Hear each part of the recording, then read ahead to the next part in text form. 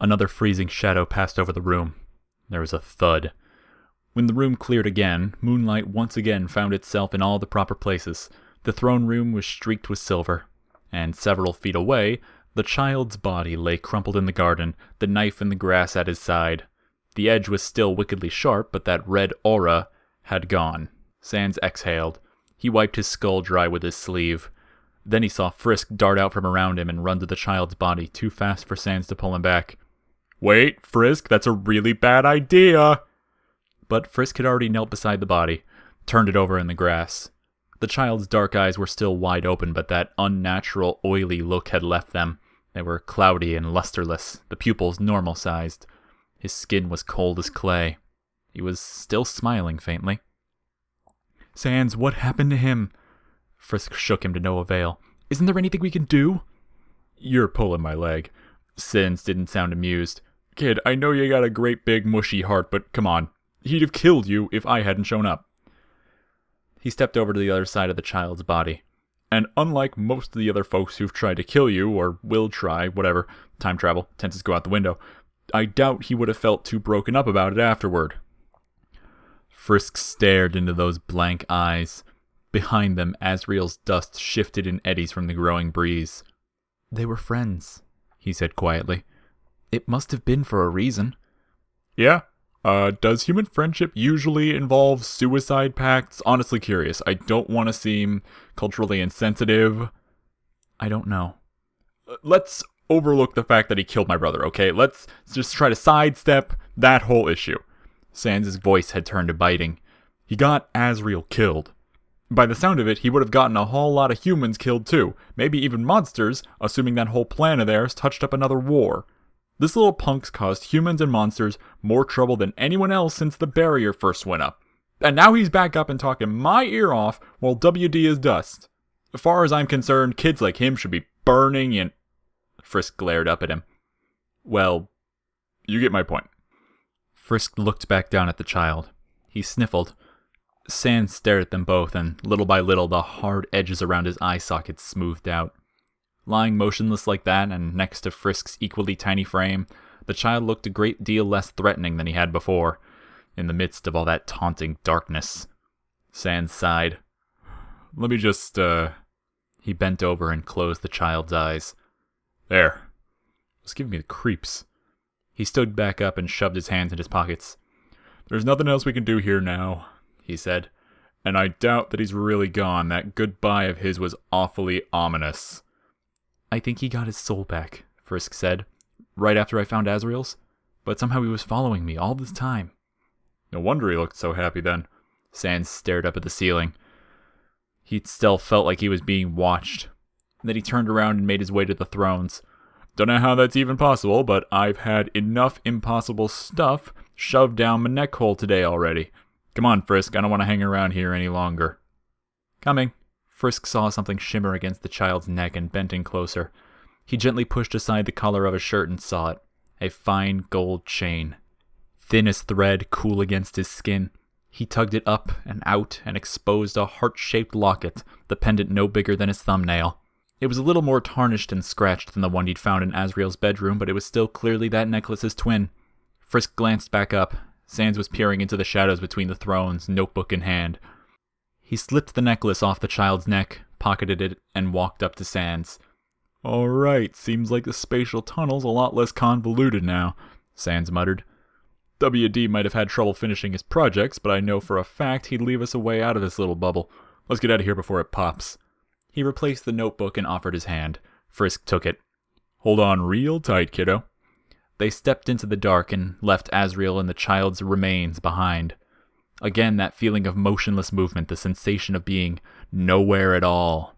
For a time, Frisk was only aware of Sans' hand over his own.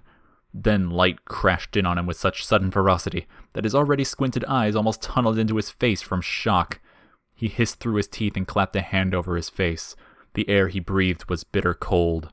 After waiting several seconds to make sure he hadn't gone blind, he lowered his hand. They were back outside the cave near Snowdon, where Sans had blown open the door that, it had to be assumed, was not presently feeling extraordinarily grateful. Frisk was closer to the cliff's edge than he would have liked, and the evergreens below jutted from the earth like teeth, He took a hasty step back and then turned and saw Sans standing with his head propped against the cool stone of the cliffside, taking deep, shuddering breaths. Frisk crept up to him and tugged on his sleeve. Without looking around, he raised one arm, made a circle with his thumb and forefinger. "I'm okay, kid. Just need to get the old composure back. Busy morning." He sucked wind a few more times, then angled his head around. "I think we're in the clear. You can put that thing away now." Frisk raised his eyebrows in puzzlement, then looked down at the stick still clutched in his hand. He hadn't let it go since the child had first threatened him. It took him considerable effort to relax his fingers. "I got a couple of notes on that twig. Is it seriously the same one you've had since the first time?" He put the stick away. "I think so." "And it still hasn't broken, huh? Must be as determined as you are." He turned around fully and leaned up against the wall.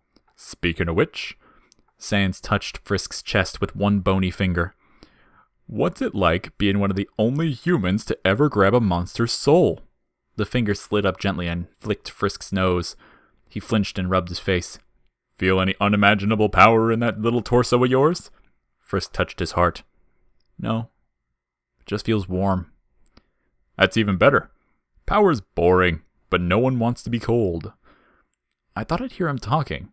It sounded like that's what's happened when he and his friend went to the surface, but it's like he's asleep." "Yeah, well, he's had a long day too. Plus, he's technically existing in two places and times at once right now, so I don't know if that affects anything." He scratched the side of his skull. "All we can do is hope for the best. So, what's the plan?" "I'm going to do everything again. And when it's over, I'll visit Asriel."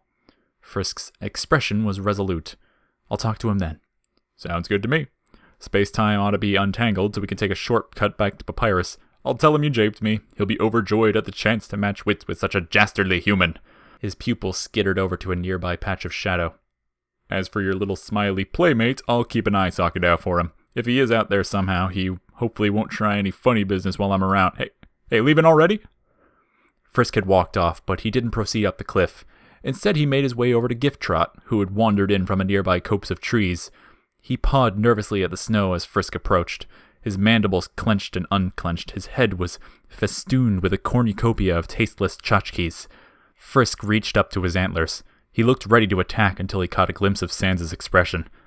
He then stood very still as Frisk liberated him from the tyranny of an old pocket watch, a stuffed bird, a wrapped sugar box, and a comically squeaky rubber haunch of meat. Once the knickknacks were successfully vanquished, Frisk patted him on the head and stepped back. "Thanks," said Gifttrot. Frisk waved goodbye and headed up the mountain. "Wait for me by the tunnel, Frisk," Sans called. "I'll take care of things from there." "He, seems nice," Gifttrot remarked. "Yeah," said Sans. "I think so too." Sans took one last look into the cave. That blue stone door stood silent and enigmatic as it had ever been. Wherever it truly led, if it someday opened, it would only lead to that place ever again. He removed a whoopee cushion from his hoodie and kneaded it in his palm. Gifttrot saw it and narrowed all four of his eyes. "Keep that thing off my head." "What, this?" Sans held up the whoopee cushion. "Sorry, Gif, I would never hand this over. It's got sentimental value." "You skeletons are a couple of freaks. Anyone ever tell you that?" Sans shrugged and replaced the cushion. "Hey, what can I say?" He sauntered past Gifttrot and up the slope, where Frisk was waiting. "I guess it runs in the family." Always the same places, the same things. And Frisk cared about them all. He returned to the ruins entryway with Sans. He watched as Sans told Papyrus that Frisk had bamboozled him. He saw Papyrus's righteous indignation completely fail to conceal his giddy joy at finally meeting a human. He ran the gauntlet of puzzles. He laughed at Snowdrake's jokes. He petted lesser dogs to a frankly irresponsible degree. He expanded Dogamy and Dogaressa's minds. He could do nothing about Jerry.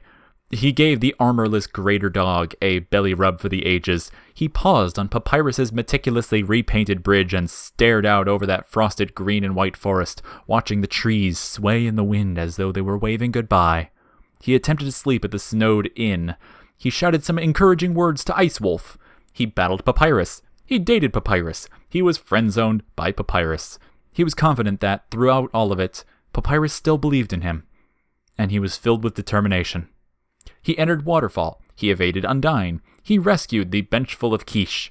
He counted the stars in the wishing room. He read the monsters' history. He refreshed the nice cream salesman's spirits. He indulged Onion-san. He sang with Shiren until every square inch of space in the cave was booked solid by concert patrons. He solved the piano puzzle. He was confounded by the annoying dog. He gave the drenched statue shelter from the rain. He hummed along with the music box and tried to remember the tune. He guided the monster kid down that dripping nature path where the delicate reeds whispered. He looked out at the marshlands where Asgore's castle glittered in the distance and tried to find the spot where he and Flowey had talked, as the monster kid waited patiently for him to move. He fell down again. He weathered a dummy's fury. He felt the cosmos with Napstablook. He struck the terror of the spectral world into Aaron's sweaty heart. He felt so proud when Temmie graduated. He wandered through the grotto where the memory flowers whispered, and remembered that, yes, he had heard both those voices before. He saved the monster kid from a bad fall and forgot once again to ask for their name. He ran from Undyne like a weenie. He gave Undyne a refreshing cup of water.